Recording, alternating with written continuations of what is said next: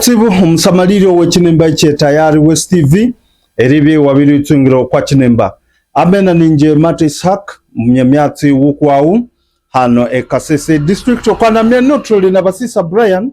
kando onuni chairperson owenup hano Kasese tukachiminyira ndi enup yabiri chinga ofisi yukwayo temporarily yasibwe hano Kasese. So tukaze liminyerera ibo ngabe nup abachi baka chinga ofisi yukwabo kandi okwandambye nup emibiri nup nge chitunga bakakorerayo hai. So tunenayo eri mubulia oku myatsi ngeyo kandi nicho muisa ndinaya ane hano eri tubera nebyahi ebine mwende mbere weitu basisa wasinja kutsibu eri twakakatukerikane yako nawo tukanze rimenyi nabusana nachi inyunga benup ofisi yukuwenyu mwabiri chingayo yasibwe hano Kasese. Wasinja kusibu mukulu echo kubanza nga kusima erisanguka mbwera nerisanguka chikana yako uti twamachinga temporarily. It is true twamachinga temporarily and a reason eyalekere twachinga temporarily ye lack of funding.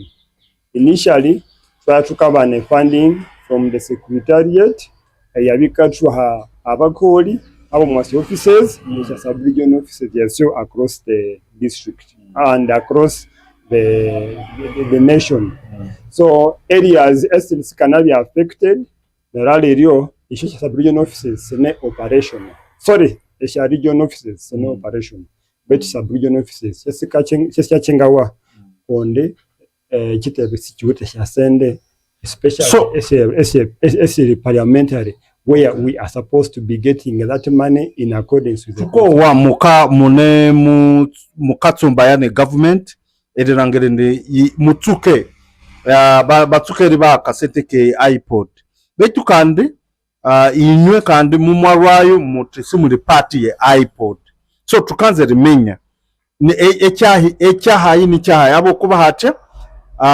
previously mutinywe simuli ba member be iPod kandi okwandambyenu mutu akasente ka iPod echawo tolero wamenya echasende si iPod siri constitutional just like even debiteve nave kabane chasende so through iPod. So sichabya chiboya a government eribya nebyana nabandi itobusi we belong to these different political parties can to entitled to that amount of money. So chabya very unfair eribya a government umuya singling out ekitebe che NUP betu chasende syo sio machitebe chasende syo utwenge kitebe we are entitled to it chechikare ko walangera head offices issue CS yabetebe bende baba nombere funding yayo. So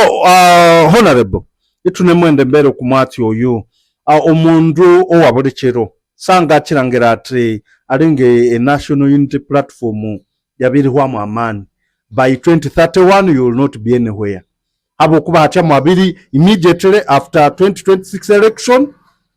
nyubabo mune mutsinga ebitunga bikuwenywe isho office mune musichenga. So which means by 2031 me head office ire kavure nayo mwangana you could have closed it. Echo mwisa muboya esha office yo si syatachenga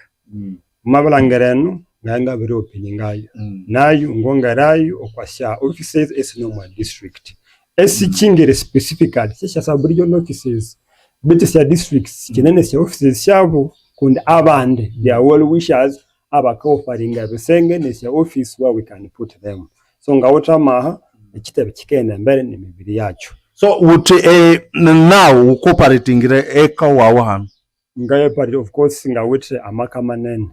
na rungabere banako mwanya ahana ngaye office konde ne yatukana baneyo yatukana sub-regional offices still abandi akabya amaka wabo abandi sikabya commercial building. So tukaserentinga naru ekitwa chikola in a way of reducing eshasende eshatwangabye tukaspinning because ukabyo mabalangera amani we kitebya cyamabirira across the country eshasende musyanda singa nabi now that funding yabibi akati babe tubera tutube offices esiri sub regional siriki opatinga temporarily bakisaba tasasa basubira yako funding eyo which is constitutional then esha offices kandi kisa resuming however ituchene in operation tunemunzerera honorable ekinywa kyawo okubagizi benu abo kubesa henu bamakurundia omundu amabya sasi ohuwawo hanu alinga sanga kutunga so ukababwira utichi okumwatse wererangirinde mukaende mbere ne struggle. Yeah, we have several platforms tuka communicate ngakuna abantu bethu ngamaza ndekirango ningikirana kwa radio so ekiri wangu subanganye tunga banasi hanga alike banamanye bana nerwecho musike esha offices kitu nomukolesa ya esha district esiri within achero kitebe kikisaba na kasende kisatumanyise kito openinga SNDC ya sub-region offices you never know even this time twangana sahimba itrawula nabe banswera ko esha nyumba esha offices like they have done in other regions of the country. Okay. Wasinje umusamaliri twamahika okwa muhindo omukanya wetu turwe na Basisa Brian kando ono ni chairperson owe NUP hano omwa Kasese district turwe tukakana kumwati weribinde office yukwabo siwe hano Kasese babiri chengayo beitu kande mwama muwirira ati okwanambye no akakorereka so in case wa mamwanza iuke mutereranga kasimu kandi bawute social media platforms tetete wangana mutungo ko okwandambi yosi awasinja kutibu eritungiro kwa chinemba amena ninje Mata Ishak omnyamyatsi wukwawo hano Kasese district.